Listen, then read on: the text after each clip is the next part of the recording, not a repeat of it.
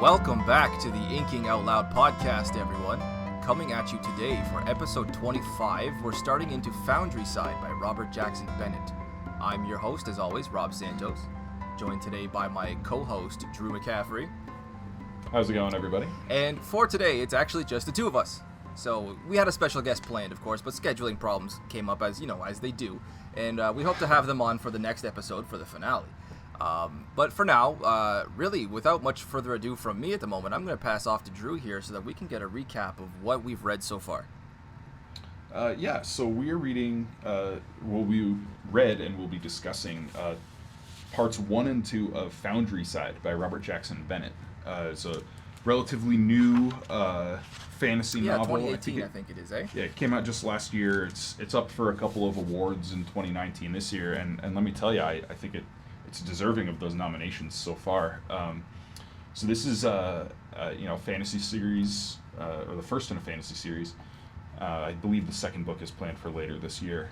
August. But it takes place in a kind of pseudo-Italian fantasy city called Tavan. It's a kind of a lawless city split up among 4 uber-rich merchant houses, and then the rest of the city is just utter anarchy. And our main character is a young girl named Sanjaya, who is a thief, lives in the commons outside, unaffiliated with any of the campos, as they're called. And her whole thing is that she is a unique, magically altered human being with this magic in this book is called scriving, where basically they can create sigils and runes and things that convince objects to act according to whatever nature the scrivers want. And Sanjaya has a scrived plate in her brain that allows her to do all kinds of crazy things that helps her, be a better thief.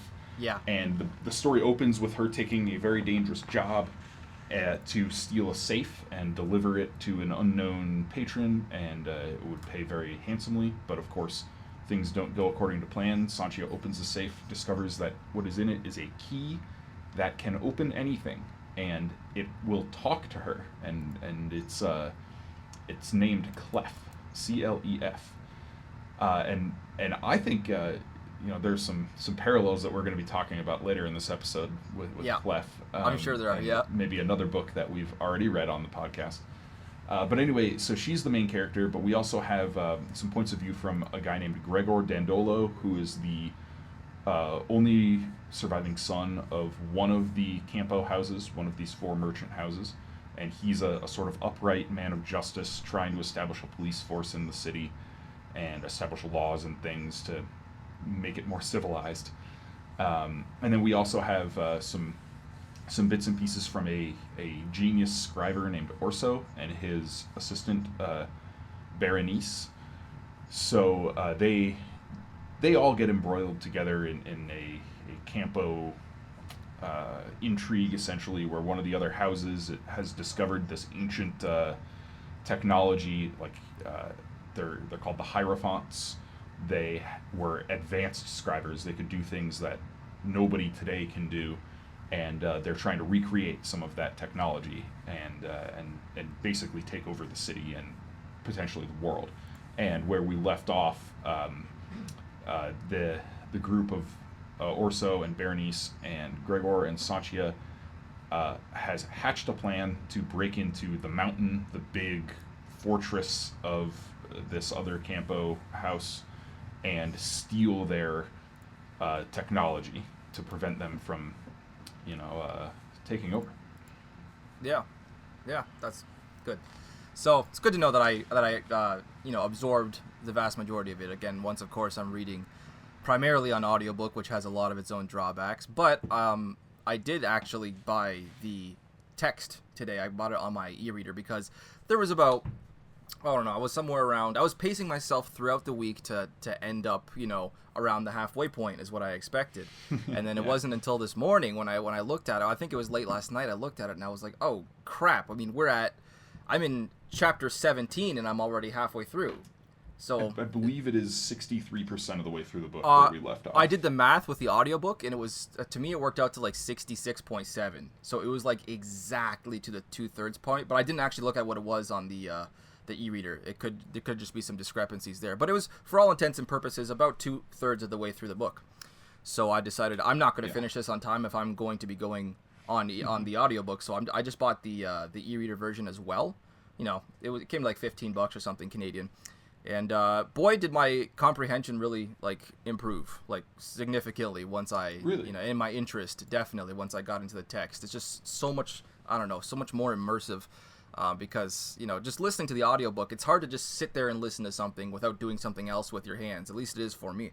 But what I'm reading, I can just immerse myself completely. So my opinion of the book significantly improved around chapter 19. And damn, I mean, it's been a hell of a ride so far. I actually do like the amount of action that Bennett inserts. You know, like just even with the opening scene, like right off the bat, you know, you kind of expect, you know, a pretty tense opening scene. We get some colorful language, interesting commentary from our main character. But she's still in a very nerve-wracking situation, which I like. Like the description of trying to will herself not to sweat so the drops wouldn't fall on the guard's helmet. I mean, that really stuck out to me. It was very, very visceral. And I found that more and more as I dove into this book, I came to appreciate how most authors, now that I think on it, they seem to insert humor as a way to break tension, but Bennett does something else. And I think what I think he does is he finds a way to insert humor without breaking tension. And I don't know, I just found his ability to do that pretty unique. I haven't really read somebody else that can quite do that to me, who can keep me gripping the page as I'm laughing on occasion. It's pretty good. Yeah, that's kind of a good way to put it. I did find myself, you know, chuckling along at a few points. I was drawn in immediately into this book. The opening scene was interesting. It established, I thought, you know, a good sense of what this world is and what the magic is and who Sanjaya is. And then as soon as, you know, she opened that safe and pulled out Clef and Clef talked to her, I was like, oh yeah, here we go. You know, and and to kind of go back to what I mentioned in my recap there, it reminded me forcibly of Warbreaker. Yeah. With Nightblood. Of course. A talking sword that we get in that Brandon Sanderson book. And but Warbreaker is not the only thing that reminds me of this book or vice versa, in fact. It seems to be like a more common thing as more and more books are coming out. Well. So where I'm going with this is with the world and the setting and the history of it. I know, Rob, you haven't really read too much of The Gentleman Bastards, but the world in this reminds me very much of what Scott Lynch is doing there, really? Where we have this kind of Italian-themed fantasy series. When you said Gentleman Bastards, I was thinking Black Company. No, Scott Lynch, of course. Now, I definitely noticed a lot of parallels in the aesthetic and there. The Eldrin in The Gentleman Bastards, you know, this... I can't even really spoil anything because we don't know anything about them yet in that series, but they're kind of this ancient, super advanced magical race that just disappeared and left a bunch of ruins and detritus, and it's this kind of creepy mystery element that pervades The Gentleman Bastards, and in this it's the Occidentals, it's the Hierophants, who and while that's in this it's a little more technological. The remains of the Occidentals and this, there still is a mystical element to it that reminds me a lot of the Eldrin, and you know, of course, the thieving. You know, you can draw some parallels, you know, back to Gentleman Bastards as well. But what is most impressive about Foundryside, I think, is that it doesn't feel like a knockoff, though. It does feel like its own thing. I'm enjoying it a lot so far. I feel like it's not a rip-off. It's not a plagiarization of what Lynch did or what Sanderson did. It's its own entity. So. Well, on the subject of parallels between, you know, Foundryside and some other works that we've read, even on this podcast, perhaps. Well, I suppose these next two mentions of mine we haven't really covered on the podcast yet, but I want to discuss the magic system. Scriving, of course. Mm-hmm. I mean, to me, immediately I got the impression a lot like soul stamping from Sanderson's Cosmere. Or and then as I came to understand it a little more, I realized it was probably a lot closer to artificing from the King Killer Chronicle.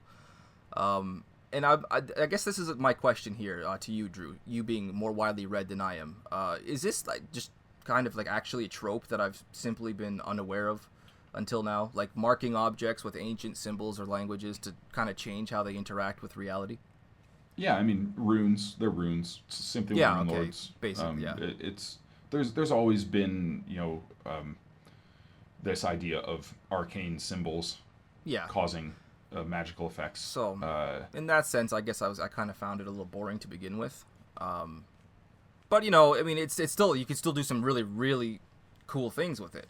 I mean, his action scenes really stand out. I mean, they are really really adrenaline fueled. I guess I'll use that term there. But I don't know. I just for the first entire half of this book, and again, I will admit it could simply be because I was trying to consume it on audiobook for the first time, which is nothing I would ever recommend someone do.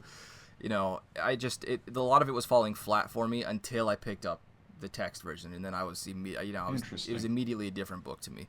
But yeah, like about the magic system, how do you find it? Do you find it original? Do you find it I don't want to say inclusive, involved? Do you how do you find like he kind of integrates it into his society, into his world building? How did you find it, man? Yeah, I actually like it a fair amount. Yeah. It's accessible. It's not one of these like really obscure, kind of difficult to get your head around. Some of, for instance, Brandon Sanderson's magic, like Surge Binding and Stormlight Archive. See, I find those more intuitive. Off the bat, it was like off the bat. When you think about like the first half of the Way of Kings, you have no friggin' clue what the deal is with Surge Binding. That's actually whereas very true.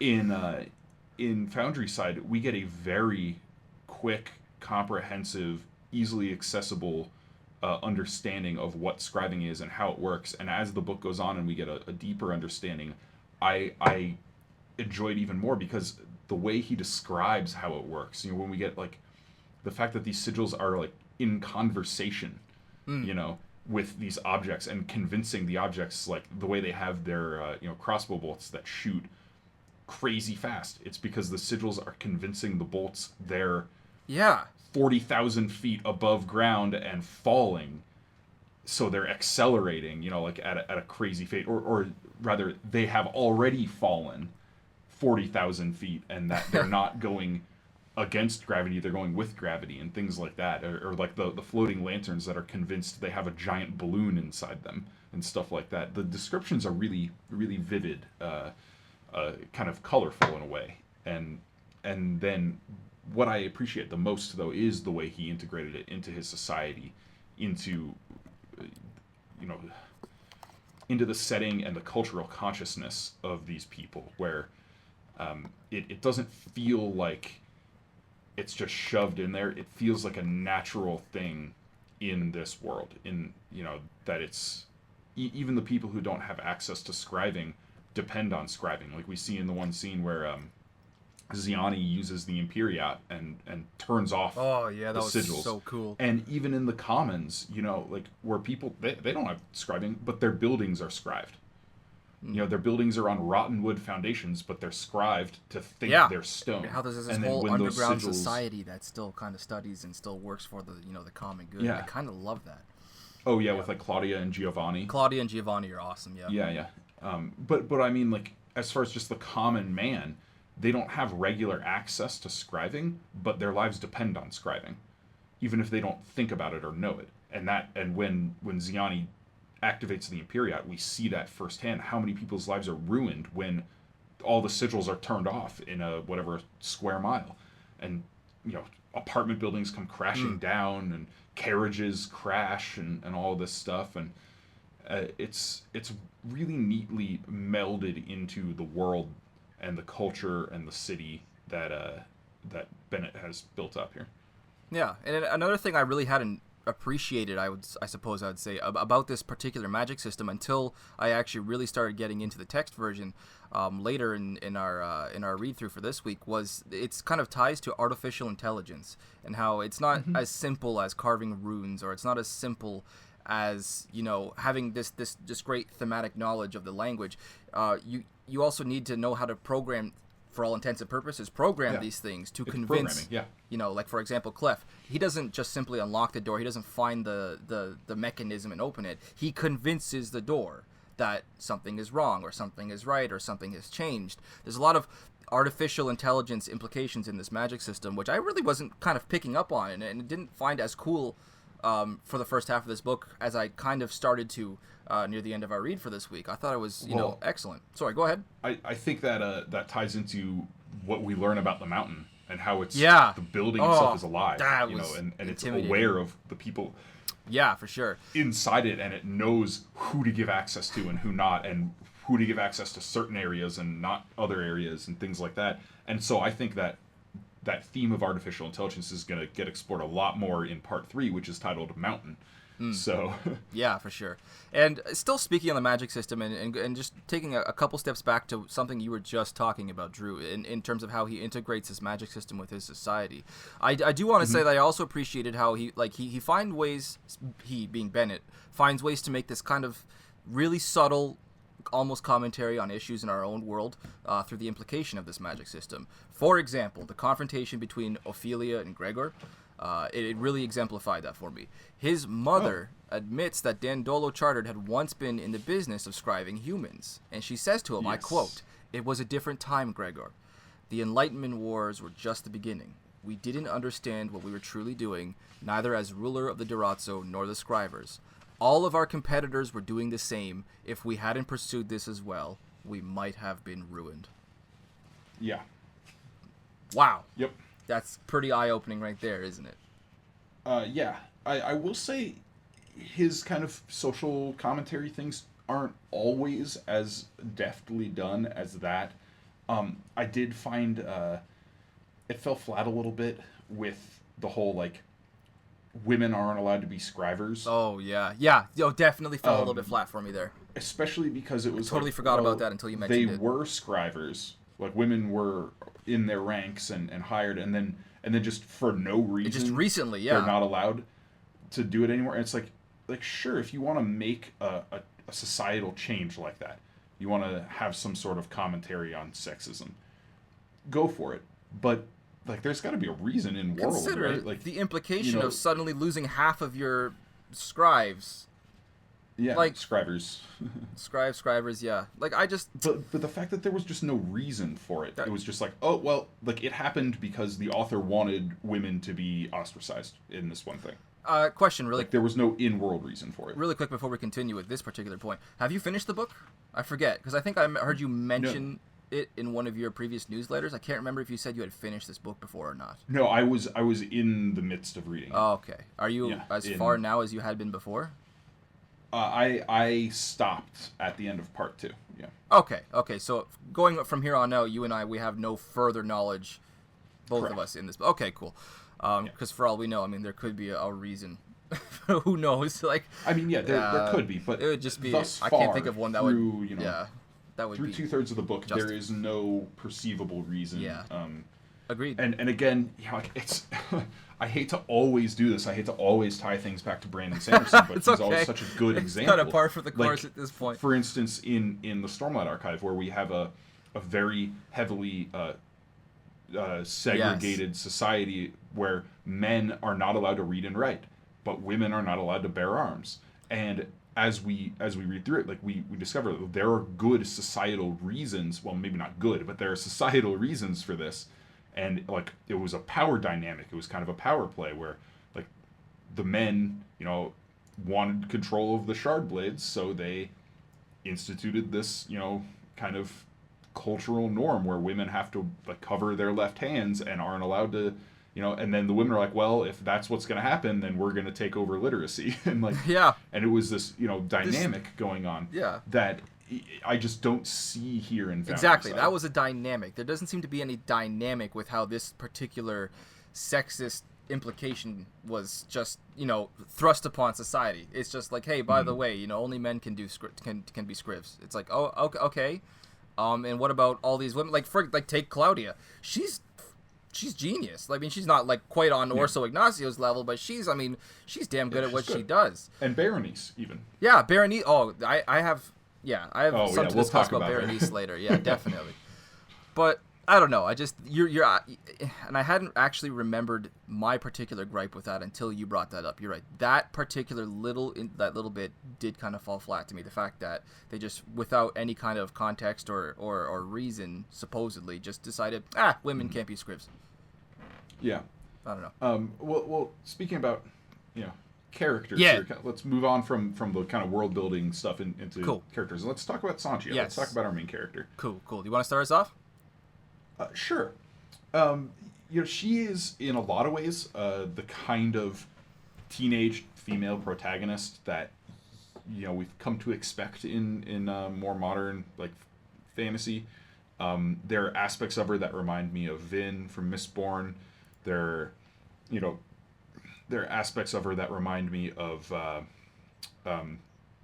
Locke Lamora from Lies of Locke Lamora. No kidding. There are a lot of there are a lot of things that where she draws like pretty standard tropes, character tropes, but it all comes together in a fairly unique fashion. I think she doesn't feel stale. She feels like a vibrant character. I don't love her, but I'm at least invested in her story and her future. I want to know what happens next. I think that's pretty key.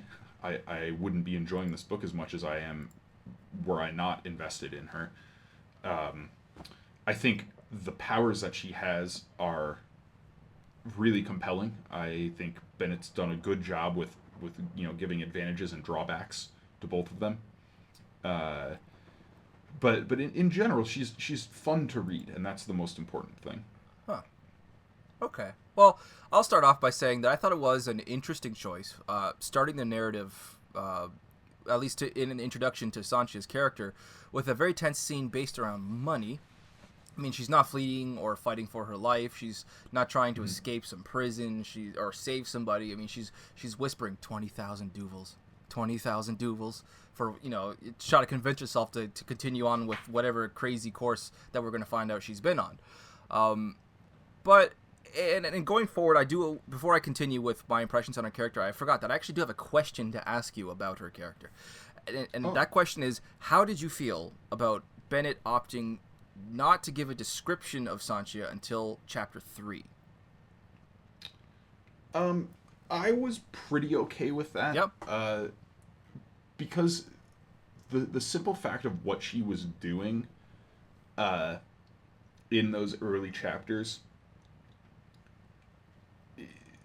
sort of gives an implication of what she looks like to begin with. You get this impression of a small girl, somebody who's able to slip in and out of places undetected. You get this idea of a malnourished small teenager, essentially.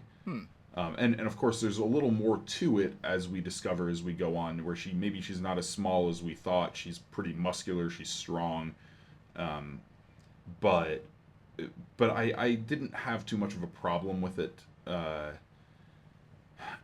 And this is something that's popped up with my own writing and I've kind of come to grips with, and that's, it's not always the easiest thing to describe your character right off the bat, and not come across ham-fisted with it, without using like a cliche like, oh, a mirror on page 1 or something like that. The mirror on page 1, yeah. And I mean, we do get a scene with Sanjaya in front of a mirror in this book, when she's in Orso's mansion, and she's looking at the scars on herself, and she's having these memories of being on the plantation and being whipped. She has this. She comments on this idea of slaves, heroic slaves who take whippings stoically and without complaint and all that, and she remembers how the first time she was whipped, she realized those stories are BS, and that there's no taking a whipping without complaint. Oh, she was looking into a mirror when she was thinking that. Yeah. Because she was looking at all of her scars, and she sees her like the whipping scars on her. I like that you brought up that word stoically, because that's actually how I have described Sanjaya's character as part of my kind of final conclusion here, which we'll get to later. But yeah, stoic was a word that I definitely had chosen to describe Sanjaya. Oh, I can see it for sure. For sure. But going on with her character, though, I mean, she she reads like a more interesting, less aggravating Lift to me, in a way. Yeah. I mean, I don't really relate to her. I don't have many reasons to relate to her character at all. But as you said, I am still invested in her story and where it's going. I think Bennett proves in this exact scenario that you don't really need to be particularly relatable as a character for readers to be invested in you. Her reaction to Clef, for example, breaking the door on the Campbell wall, and she's like, "What the hell did you do, Clef? What the hell did you do?" And it to me, it kind of read like she's reprimanding like a very badly behaved puppy. And I like the kind of chemistry between those two characters could be a big reason why I like Sanjaya as much as I do. She's naive, she's a bit immature, she's foul-mouthed, but she's a realist, she's grim, she's determined. And she's obviously got some much bigger secrets still to be unveiled, I'm thinking. So, yeah, I am still invested in her as a character. I do enjoy her. Yeah, she's outwardly stoic, but internally kind of chaotic, and I find that fun. Yeah. Like, that's a fun character trait. It's more entertaining to be in her head than it is to be in somebody else's head and just seeing her doing her thing. Yeah, it depends on who else's head you're in. I think that's kind of an inversion of, again, to go back to Lift. Like, I think Lift is much more bearable when we're not in her head. Oh, yes. God knows that is fact right there. So it's, with Sanjaya... No, that's opinion. I should say that's opinion. She's fun to read, because we get these conversations with Clef. And Bennett does a good job of keeping their relationship moving, in a way. Where Clef grows pretty substantially just over the portion of this book where he's like remembering things about himself and becoming more powerful, but also becoming more self-aware and realizing there are going to be consequences to that. But because of that, he'll like go into hibernation essentially for stretches, right? And when he does that, we feel the same kind of panic or loss that Sanjaya does. Because she's already an inherently lonely person, and Clef is finally something, maybe someone, who understands her and can relieve her loneliness. And so when she loses Clef, for whatever reason, it hits home. It's a big thing for her to have to deal with now that she's found somebody who can talk to her and kind of break down her walls. Losing that conversation for however long is rough on her. Yeah. Since we're talking about Clef, is there anything else you want to discuss about Sanjaya formally before we move on to onto Clef as a character? I don't have much more about Sanjaya, no. I don't honestly have much about Clef either that I haven't already said. Maybe like a couple of predictions that I'll have at the end about where I think that's going. But I actually have more about Clef than I did about Sanjaya. Granted, half of what I just said was improvised on the spot, and half came from my notes. But I do have a couple points about Clef that I want to discuss. To start with, obviously, with his introduction, I originally paused at the end of chapter 3 to write, and this is what I wrote on my phone. Speaking on my phone, there it is. Shut up. That I wrote down, the key with a voice sounds a bit cliche. All of the reactions from Sanjaya are pretty typical. And then, of course, how it ends with, oh, by the way, I'm Clef. I rolled my eyes. This is going to be boringly formulaic. So then I hit resume on the audiobook, and it begins chapter 4 with Sanjaya locking him away. And I found I may or may not have had precisely one bellowing laugh at that one. I opened my note file on my phone and I wrote, "Okay, Bennett, well played. I wasn't expecting that to be the exact spot that the next chapter picked up on. So I found that an interesting kind of little twist really, really quickly, and it made it a little more palatable for me. I didn't find anything particularly original about Clef's character, but like in terms of how he acts or who he is, but for some reason it doesn't bother me, and I feel like it should. But I've decided that he's simply lacking any discernible heavy sort of quirks that I would otherwise come to expect in, say, a Sanderson character. He feels remarkably human at times, despite his ignorance of everything that's going on around him. And I figured maybe it's because of his ignorance of everything going on around him. And I found Clef asking a lot of the same questions that I'm asking. And to me, it kind of read as Bennett saying, no worries, this it's really weird. You're fine. I'm with you. I got you. And then, of course, after getting nothing useful about Clef's past out of him, he turns the question on Sanjaya instead. She's equally vague and confusing with her responses, and he goes, "Oh, now who's got the shitty, unsatisfying answers? How does it feel?" Yeah. I love it. I love it. I will say I appreciate how Bennett managed to keep all of these characters' pasts mysterious, despite being in their heads a lot. This is the same thing with Gregor and Sanjaya and Clef, and how, I mean, it's not like we're away from them much in this book, and it's not like they're not considering the past, but they manage to naturally hide information without feeling like they're withholding information just because the author wants it to be withheld. Yeah. It's a really natural progression of.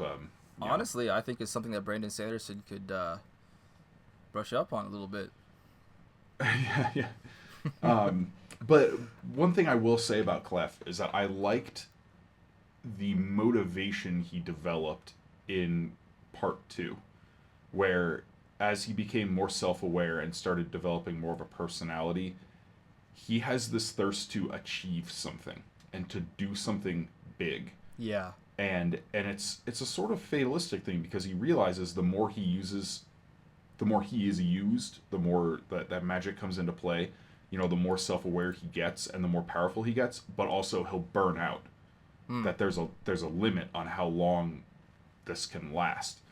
And so it makes for a really interesting sort of interplay with him, where he wants to do something big and crazy, but at the same time he recognizes his own mortality, for lack of a better word, and recognizes that doing something big could be the end of him. So I appreciated that, and I'm really curious to see where that goes in part 3. Sweet. Yeah, you want to start discussing Gregor? Sure. Sweet. I guess I'll start us off here. I think that Gregor may have had the greatest first point of view introduction I've read in years. Yeah. And I wrote down, and I quote, "Holy fuck, what a scene. So winning with his manners despite how the commoners are treating him. And the way he calmly leaves Antonin's place and stops, and he thinks some more. And then he just decides to remove his uniform and return to fuck all of their shit up." It was awesome. How did you feel about his introduction? Let's start with that. I loved his introduction. I thought I knew what kind of character he was going to be as soon as he was set up, as a point of view character. I was like, all right, we have our antagonist here. We have our guy that. Interesting. I didn't get an antagonistic vibe out of him, even though. It was just the way it was set up, because Sanjaya is the thief. Sanjaya is our protagonist here. She's the main character, and now we're in the head of the chief of police, right? Sure. They're naturally opposed to each other, so they're naturally antagonistic. And I was expecting through that first chapter that he was going to be this ruthless, but maybe kind of kind-hearted, or maybe not kind-hearted, but like justified person, so that Bennett could like kind of play with our emotions a little bit and be like, are we going to root for him? Are we not going to? Like, whose side are we going to come down on between Sanjaya and Gregor? That kind of an interplay, and then in chapter 2, or the second chapter of his point of view, I don't remember if that was like 4 or 5. Suddenly it's like, oh no, this dude is just straight up another protagonist. Yeah, I mean, like while he and Sanjaya are clearly going to be at odds in the book, became very clear that he was a good man. That he is not the kind of person that we're at any point supposed to be rooting against. And I appreciated that while he did have them be sort of antagonistic, against each other through part 1, that by the time we got into part 2, they're on the same team. They're working together. And maybe they don't have full trust of each other, but they're working together and they're reaching an understanding. And then we get that final scene at the end of part 2, where Sanjaya has refused to do the job, and she's sitting out, on the hillside looking over the bay and the empty bay, the like man-made reservoir thing. And Gregor comes out and talks to her and tells her the story of Dantua and why he is doing what he's doing, and he gets through to her, and it's the first time since Clef that Sanchi has had somebody that she can be with and not still feel alone. Huh. And I think that's why she turns around and goes back inside and says, "This is Clef. Let's do this." Yeah. Well, okay, so starting with what you began with there, I'll say that I had actually a very, very different immediate impression as to Gregor's kind of a role in this narrative. I mean, I immediately got the since they're so polar opposites, I immediately got the whole star-crossed lovers vibe right off the bat. Ooh, I don't get that at all. I got that off the bat, and of course we don't really see it going. We have no indications at all at this point that it's going there. He's too old. He's way older than her. What, really? I thought he was her same age. How old is he? Oh, he's in his 20s. Well, yeah, she's 21, right? She's late 20s. Oh, I thought she was 16. No, 17. No, she's 21, I think. Ooh, I'd have to double check that. Hold on, I could be totally. Hold on, I'm struggling to think of what gave me that impression. I can't bring anything to mind, but I don't think she's. Damn it, I don't. Anyway, let's put that aside for now, though. Yeah. But yeah, I got that vibe immediately that they're eventually going to end up together. Of course, as I just said, we don't really have any indication at all up to this point that that's going to be happening. But I don't know. I do really kind of love Gregor as a character. I mean, he's just so unflappable. He's always calm, regardless of what's happening. For example, when their carriage is careening out of control directly towards a huge populated building, he's just like, "Oh dear." Yeah. It's come on, dude. Considering what he is capable of, the fact that he's got such a clean verbatim is just it's just I kind of like that juxtaposition there. He's such a badass, but he's so proper, and he's so polite, and he's just so kind. He's just innocent. He's so innocent.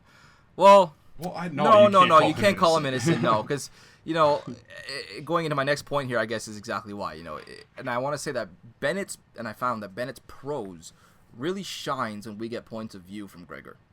When he's, again, as you just mentioned, when he's telling Sanjaya about his time in Dantua, and I have a quote written down here: "I watched them die, of starvation, of suicide. I watched these proud sons turn into anguished skeletons, and I buried them in the meager earth." What a powerful goddamn line that was. I mean, that right there sticks out to me almost as much, or perhaps as much, as Arcady Martine's quote that you and I were just glowing over so much. "I am released. I am a spear in the hands of the sun." Yeah. I just something about that particular line just sticks with me so much. I thought it was beautiful, and I find that a lot of Bennett's writing, when he's in Gregor's head, just really shines in a lot of that same way. Yeah. What do you think? No, I'm with you there. Yeah. I think it makes a lot of sense, him being the eldest son of one of these. Eldest? I thought he was the youngest. Oh no, sorry. I remember him specifically saying eldest. You're right. Yep. Yeah. Well, eldest remaining. Remaining, yeah. Because he had the older brother, but he doesn't really remember him because he died in the carriage accident. But he's, he was raised in supreme privilege and wealth, and you get the impression that there's a lot of etiquette involved in that. And sure. And so it makes sense that as a man whose main goal is to bring civilization to this city, that he would retain his etiquette, despite the fact that he has to work with and against and in these ruffians essentially, and work in the midst of anarchy. But I liked Gregor quite a lot. I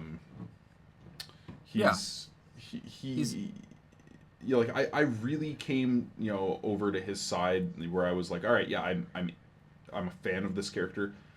When he breaks into Sark's room, when he's investigating, and then there's that crazy little scene with the The the assassins. assassins, and then Sanjaya comes in and saves him, and with the flashbang grenade and See, all that's that. right there. I was like, okay, Bennett's finally going to put them together. They're going to end up in a relationship. That's what made me think about it. I was like, oh, of course she came to his rescue. You know? I don't know. Yeah, no, I very much get the impression she's quite young. She's only been in Tavon for 3 years. 3 years. Yeah. So and like she was young when she was brought into the to the scriver's basement there on the plantation. So I think she's like in her middle teens, like 15, 16, 17, somewhere in there. Okay. But yeah, I'm pretty happy with where Gregor and Sanjaya are at, both individually and in relation to each other at the end of part 2 here. I think same. we have a lot of groundwork laid, and there are some really interesting directions Bennett can take it. Yeah. But I want to talk about Berenice. Okay, good, because that's the okay. Good. I was gonna hop off of that point into Berenice, but if you're on that same point, I'd love to hear your thoughts. Yeah, because I mean, I like Sanjaya, I like Gregor, but I love Berenice. She is by far my favorite character in this book. Whoa! I get a lot of Steris vibes. I get a lot of Julie vibes from Legend of Korra, if you've ever seen that. I haven't had the pleasure.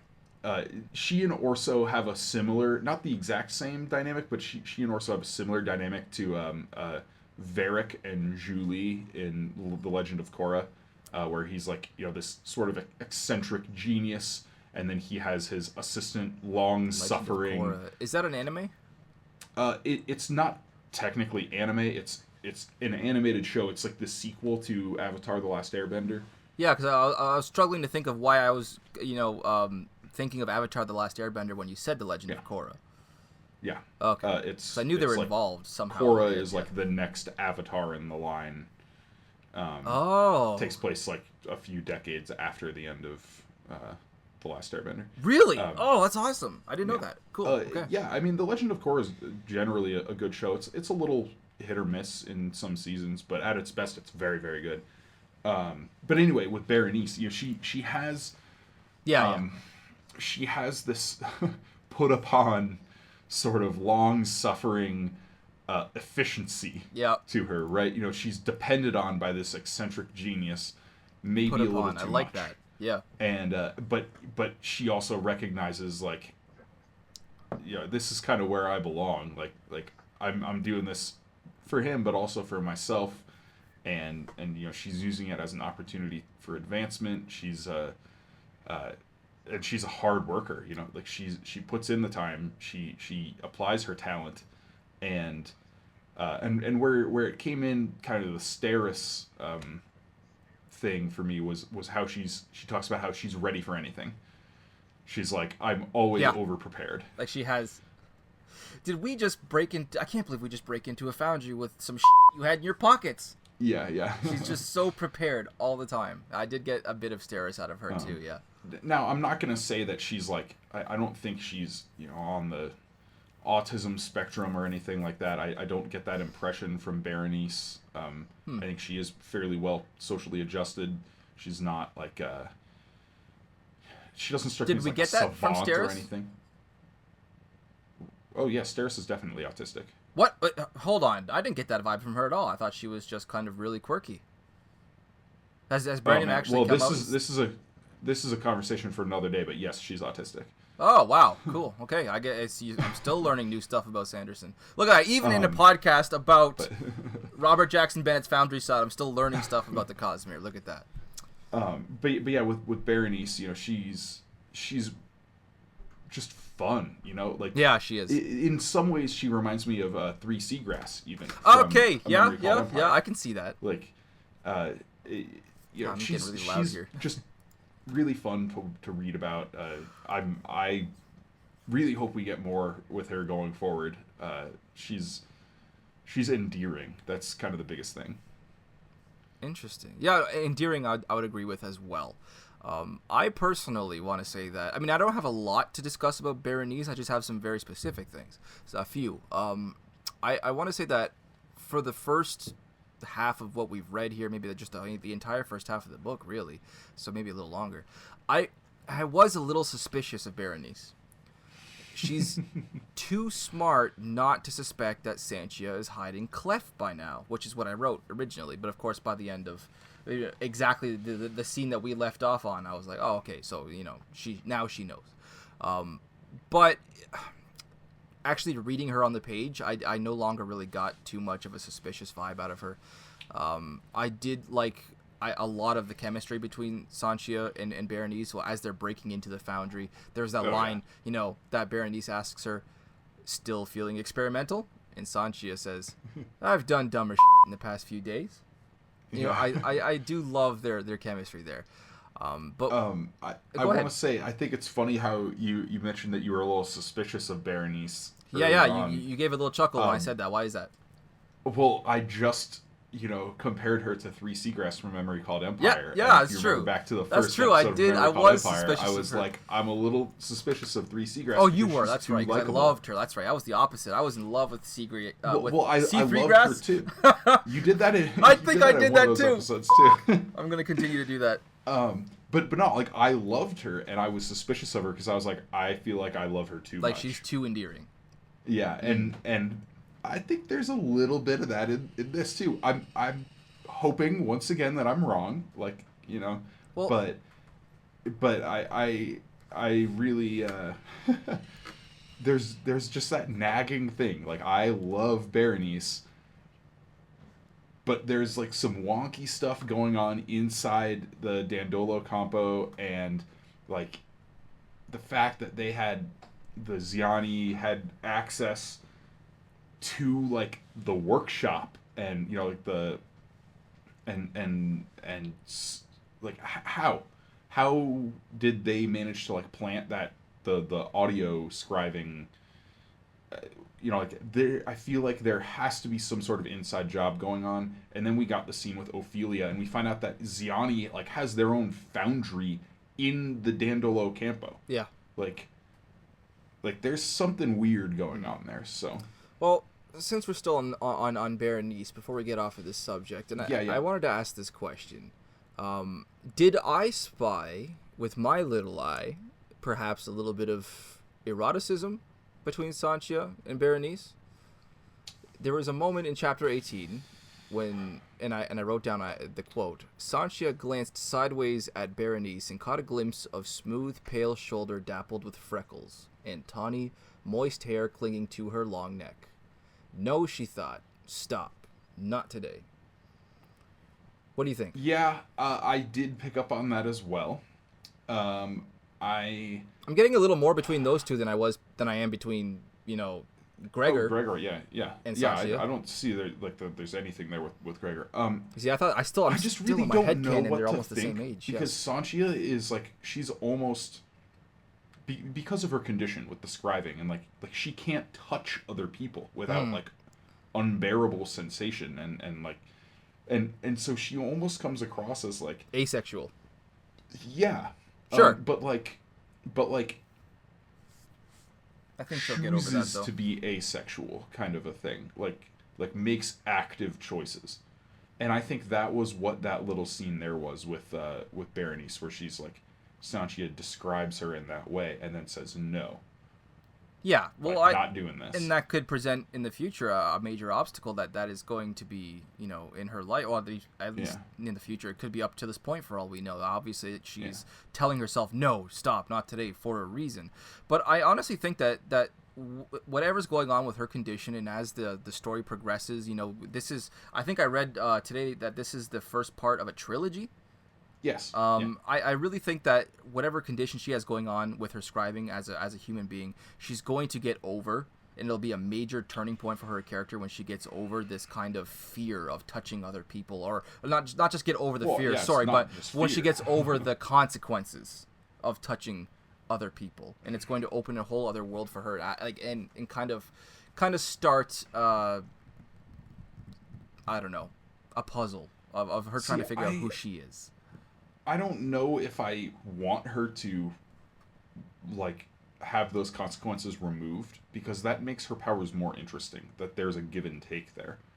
Well, maybe she gets a way to intentionally turn it off or something like that, But because if you remove the consequences and then just give her this ability, you know, and I don't know. I'm not sure I want to see that happen.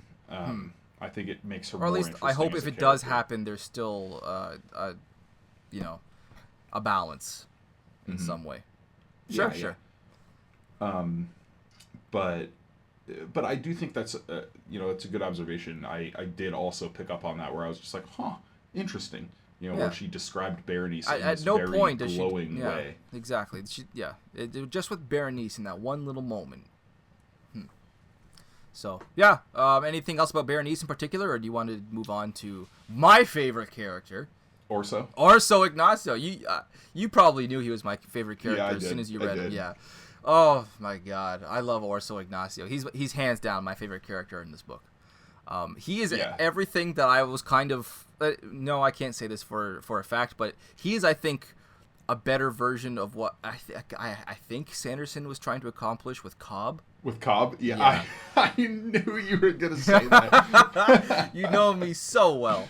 Oh. And I don't know why we're always drawing the conversation back to Sanderson. I don't want to get the reputation as somebody who just, like, you know, this is a podcast who just compares everybody to Sanderson. I don't want to do that, but we know Sanderson so well that it's a really easy point of context. It's a really easy point of kind of juxtaposition. But anyway, going on to Orso there. I just have a bunch of quotes written down. Listen to me, written down from Orso here. But God, he's just such a cool character to me. Accuracy is a binary state. Either it's accurate or it's not. So help me, if you return again without, and it was some sort of accurate chart, I will paint your bowels with pig's jelly and toss you naked into a hog's pen. And I wrote down, I already like this guy. Yeah, yeah. Now, obviously Cobb wasn't as Colorful? colorful as Orso Ignacio was. He wasn't as filthy with his you know, verbiage. But I don't know, there's just something about Orso's whole outlook on life that I get behind so much. You know, sorry, go ahead. I think this is actually a good little segue thing to a point I wanted to bring up, and that is the cursing in Foundryside. Yeah, sure. It is this interesting thing where we get a lot of real world cursing, right? We get a lot of F-bombs and, you know, and at the same time though, he does more of that like Sandersonian thing, and it has like Harper and Scrum and you know, like in-world cursing as well. What did you think about that? I honestly don't like it too much. I think scrumming and harping are just Bennett's way of getting around using the word f***. Even though he does. Wait, does he? Yeah, a couple points. I didn't notice that he did. Damn it. Maybe it just blended in with the rest of Orso's colorful language. Huh. Oh, Yeah, that kind of changes my opinion on it a little bit. I don't know. If he does as well, then... Sorry, go ahead. Yeah. I'll let you finish. Personally, I don't love like Harper as a it's just like kind of an awkward word. Yep. I don't think it Agreed. flows well. It's the Aesthetically, same it's issue kinda with like awkward. some of like slants in Reckoners. Like I think Sparks. that's dumb. Like, you know, Sparks I'm more okay with, and similarly in this, like scrumming I'm fine with. It feels like a curse word. Okay. Yeah, scrumming does kind of feel dirty, doesn't it? Yeah. Yeah. But I just found it really interesting how Bennett went for this sort of middle road with the language in this, and He just kind of went down both roads, really. He was just where, like, fuck it. Well, you know, I say middle road because when I off the top of the show I said this reminds me a lot of like a combo of like Sanderson and Scott Lynch, and Scott Lynch, like Gentlemen Bastards, you know, he's got like, I mean, the language is there, man. Like there's all kinds of cursing, and then and it's like Bennett in this book wanted to do something like that, but didn't want to go as edgy as Lynch did. So he created a couple more curse words to throw into the mix. Okay. That aren't as like offensive on the page, you know. So, and I thought Orso, like, he's a character who like defines that middle road, right? Where he's a character that in the hands of like Matthew Stover or Scott Lynch would be just filthy mouthed, but in the hands of Sanderson would be like Cobb. Yeah. And then instead Bennett has Orso, who's sort of this middle road, you know, falls somewhere between those two extremes. Yeah. where he's colorful enough and entertaining enough that he doesn't always need to use profanity as a punchline, but then when he does use profanity as a punchline, it's still amusing. I agree. God, I love it. Orso Ignacio. Even his something about his name just sounds like a curse word. Orso, you know. I do like it, and I like the idea of a genius who's got a filthy mouth. I don't know. There's something about that just, you know, it really it flies with me. You know, there's a moment when Gregor and Sanjaya are confused as to how the whole needle sound device works, and he says to them, "We don't have time to amend your dog shit educations." Yeah. And then moments later, when they're still Sanjaya is still expressing disbelief that such a thing could even work, he just says, "You just used some magic ear bullshit to find that damn thing, and a flying man just tried to throw me off the roof." He's got this startlingly realistic worldview that's just like, listen, other crazy shit is happening, so maybe some more crazy shit can happen. There's just something so realistic about that character, so raw, that I found authentic and raw about Orso Ignacio that I feel like Bennett really nailed when he conceptualized that character. And of course, to leave off with Orso, that last sentence that we read for this episode. Well, bend me over and scrum me blue, son of a bitch, son of a bitch. Good, lovely. Yeah. Well, we're getting pretty close to our time for today. You want to go into maybe make a couple predictions? I do. I actually, believe it or not, I have a few. I actually think I have 4 predictions written down, and I just have a conclusion about how I feel about the books up to this point so far. Yeah. Okay, so let's say a prediction here. Now, this dude, Ziani, I think his name is. Yeah. Tomas Ziani. Yeah, if you notice, he waited until he was looking directly at Sanjaya before he pressed the button on the device. And I predict that's because he wanted to see if it would affect her as well. And her instant reaction, no matter how she recovered, just gave her away. And I think Ziani is on to her as a scribed human. Ooh, I like that. Yeah? Sweet. Like that. Well, check this out. I got something else for you, bud. Next prediction. Gregor Dandoro is actually scribed as well. And yes, he's immortal. I was making this exact prediction as well. No kidding. See, we finally... Sorry, go ahead. I'm calling total BS that he did not just magically get better from the plague and wake up in the grave. Something occidental happened. Yeah, something occidental. I love that. It's just it's so there's good. Something going on with the Hierophant's sigils, that language, of the sigils. There's something going on with inscrutable magic that brought him back to life, and the term revenant is very purposeful there. Yeah, oh man, we think so much alike. I love this. Listen, we finally got confirmation that, from Ophelia, that Dandoro Chartered used to be involved in these activities, describing humans. And then when Gregor confronted her, she was awfully insistent that she knew he was going to survive Dantua. And I'm thinking that his miraculous survival might be more miraculous than we actually were led to believe. And I would like to point out that is not the only possibly miraculous survival Gregor has had in his life. Everybody else in that carriage died, except for him. Interesting. Holy shit! I hadn't considered that. Holy fuck! You just blew my mind, dude. So I think we're on the same page with this prediction. Damn. Yeah. Okay. Next prediction. The Wand of Cressides. It's been mentioned 3 or 4 times now. That's what I wrote down. And this was by chapter 7 or 8, so this is pretty early on. I think that we've already seen it or met it in disguise. Yep. Agreed? Yep. Sweet. And my last prediction, is I feel like, so Clef's description of this long time in the darkness, ostensibly we get it, revealed that it's his imprisonment among the other Occidental artifacts. But I think that's misdirection. I do too. I think that his long time in the darkness was that gold vein forming in the earth. And it's way longer even than we've been led to believe. Okay.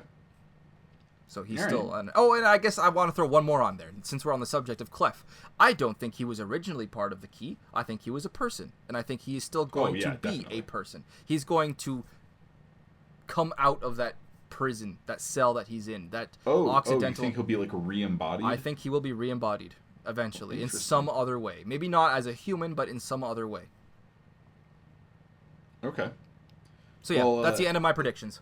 Yeah, all right. You took two of my predictions right out from underneath Good, me. sweet. My only like remaining prediction really is that a Tribuno Candiano. Oh, so much about him, yeah. He's not as insane. He's not as like he's out not of his insane at mind all. I didn't think he was. as people think. Like he's being taken there's over. something. Oh yeah, there's something going on there. And yeah. Yeah, as soon as they said that Tribuno Candiano had gone insane, the first time we learned that, in his whole house, whatever, it collapsed, the mercantile house, I was like, he didn't go insane. He's too central. There's something going on there.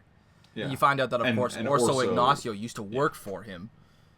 Yeah, and more than like work for him, like they were friends. Yeah. Like, good friends. And they... Yeah, no, that's going to be Orso's like... Orso's personal character. And they collaborated climax. in the creation of the mountain. Yes. Yeah, for sure. Yeah. But yeah, so overall impressions on the first 2/3 of the book. And as I mentioned earlier in the beginning of this podcast, the drawbacks of reading books for the first time via audio is really starting to make itself apparent to me. It's nowhere near as difficult to follow as, say, Kane's Law was. No, yeah, not even close. But I still find myself zoning out and needing to rewind and listen again and again to catch back up with what's happening. And I do want to say, obviously, this doesn't speak at all about the quality of the book itself. It's just the quality of my comprehension, and thus, perhaps, the accuracy of my opinion. As I was running out of time this morning to read through chapter 25, and then as I said earlier, I was listening through the week. I was pacing myself to end around the halfway point, but I didn't realize that was only chapter 17, chapter 18, and this morning I was like, oh my god, I still have 100 pages left to read. So I decided to buy the book on my e-reader. I got through chapters 19 to 25 on text, immediately enjoyed the book a lot more. That was right where it was picking up with the scene of Berenice and Sanjaya breaking into the foundry, and Sanjaya discovering the identity of her client, and then the activation of the lexicon and the desperate escape. I was just, like I kept waiting for these heart-pounding heists that Sanderson described in this one, and there it was, Yeah. And and I just want to end by saying, Bennett's characters are incredibly varied, but they still feel natural. It doesn't come across as formulaic, which if you go back to the beginning of the podcast, that was my original concern. You have stoic Sanjaya, polite and unflappable, yet incredibly badass Gregor. You have crusty old foul-mouthed genius Orso Ignacio, naive and startlingly self-aware Clef, both in himself and the ridiculousness of every situation they get themselves into. I'm really looking forward to where it goes. And something tells me that despite our progress so far, the remaining 1/3 of the novel is still going to give us as much or even more to talk about in the next episode.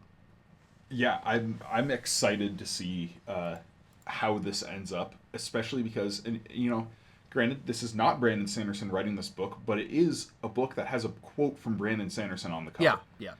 And in a Brandon Sanderson book, right about 2/3 of the way through the book is where we would start expecting the Sanderson avalanche.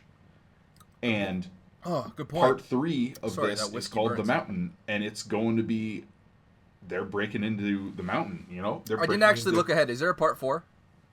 I believe there's 5. Oh! Yeah. No kidding. Okay. So I fully expect like this next job, like going into the mountain, obviously, like, it's gonna go sideways in some manner or something another. tells me it's gonna be like breaking into the theater of truth in Kane, but obviously not as gruesome. It's not nowhere near as gruesome. But I think like we're gonna get into the climax very, very quickly here, and it's gonna be one of these long sustained crazy Sanderson avalanche type climaxes. I am going to predict the opposite. I think it's going to be still... Well, obviously, we're going to get a climax in the mountain. I think it's going to slow down, and then there'll be a final uprising near the end. Interesting. Okay. I guess we'll have to revisit that next Yeah, we week. will. But yeah, my overall thoughts on this book, though, I'm very, very surprised by the quality. I had no idea I would enjoy this book this much.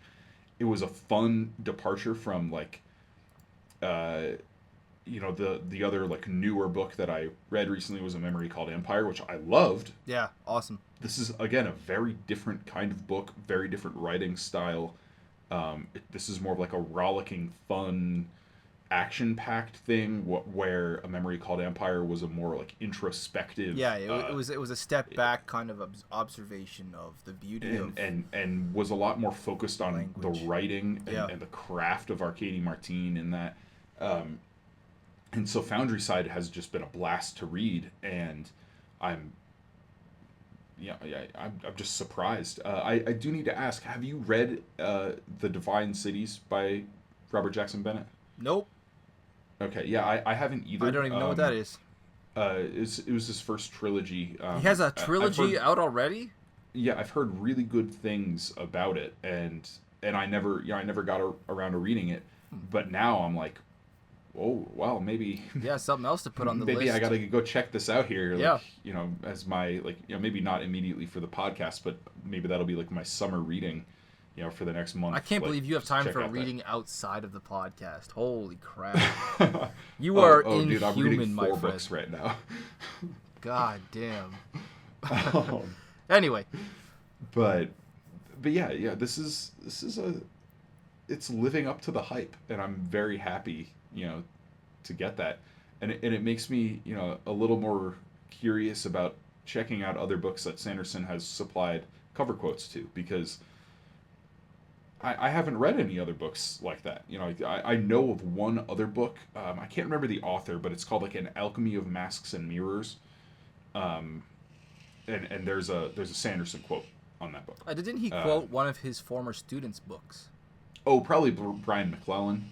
Okay. Like Powder Mage. But yeah. So that's kind of my thoughts on the first half here. I think this is sure. Well, well first executed, 2/3, yeah. tightly woven, fun, fast-paced book so far, and I do not expect that to change in the second half. Yeah. So sweet. I agree.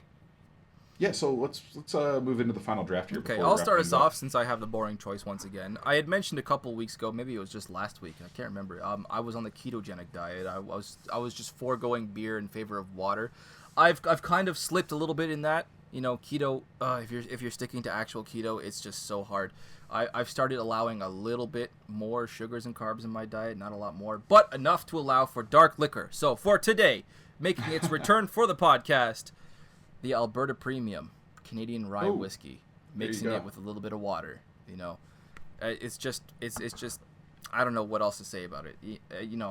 As a whiskey, as a rye whiskey, it's obviously got a very, very strong flavor profile.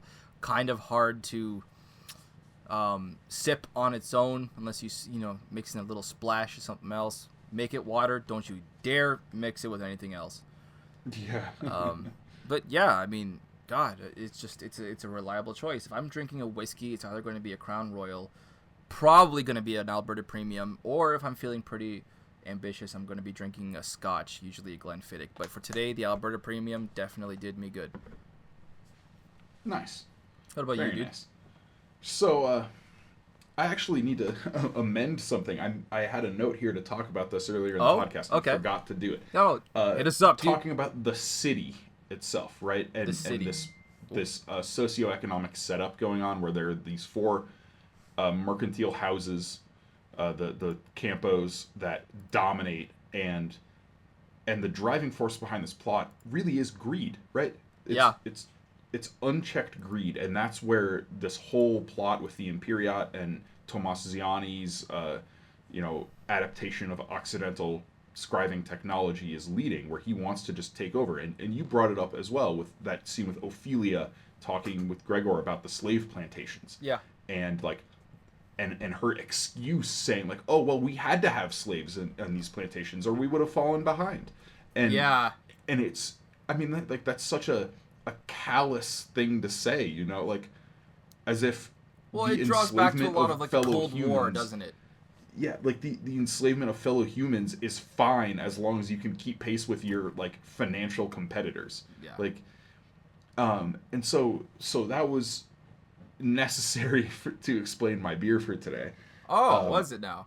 Yeah, I'm drinking an imperial stout aged in whiskey barrels from River North Brewing Company in Denver, Colorado. This is it's quite a good beer, very whiskey heavy, I will tell you that. And it's really. I will be honest, I have not finished this yet, despite the fact that we've been going for like an hour and 10 minutes kidding. here. Damn, I've drank half my fucking Mickey already. Well, I was at the Weldworks Invitational Festival yesterday you had mentioned from out in Greeley, Colorado.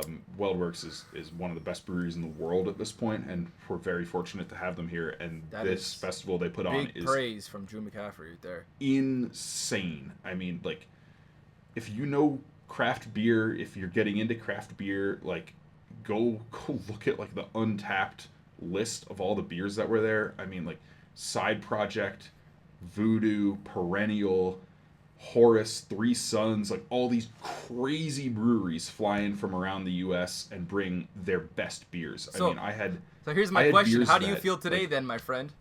Oh, well, I mean, that's what I'm saying. I'm struggling to finish this. Like, I had so many like bourbon barrel stouts and like, you know, spontaneously fermented wild ales, and like, I mean, it was a crazy day yesterday. But so I picked this one up because it was just too good to pass up name-wise for the themes in this book. All right. And this is the barrel-aged variant of Avarice. Avarice. Oh my God, such a quaint word. Something I had to look up when I was 19 when I read it for the first time. Really? Yeah. Yeah. Well, I got a little story for you. The first time I read it, I was probably 9 or 10 reading a Star Wars book. It was The Back to War, I think, by Michael A. Stackpole. It's one of the X-Wing series. And there's a Star Destroyer called the Avarice. And I was like, oh, what does that word mean? Yeah. So, yeah, there's the Virulence and the Avarice were the names of 2 Star Destroyers in that book. The quote and I was like, those are awesome words. For me, what it was a quote that I read, and it said, "Love is a stranger in the house of avarice." And I was like, what is avarice? What the hell is that? And it's just greed. Greed, like material gain. Greed. Yeah, just like something that runs rampant. Yeah, pretty much. Yeah. So, I thought that was a good, appropriate beer for Foundryside here. I will also say, I am trying to get a beer lined up for next week. Oh, let's get one lined up. It is perfect for this. It is perfect. But it is very difficult to get your hands on, and I'm trying to set up a trade right now.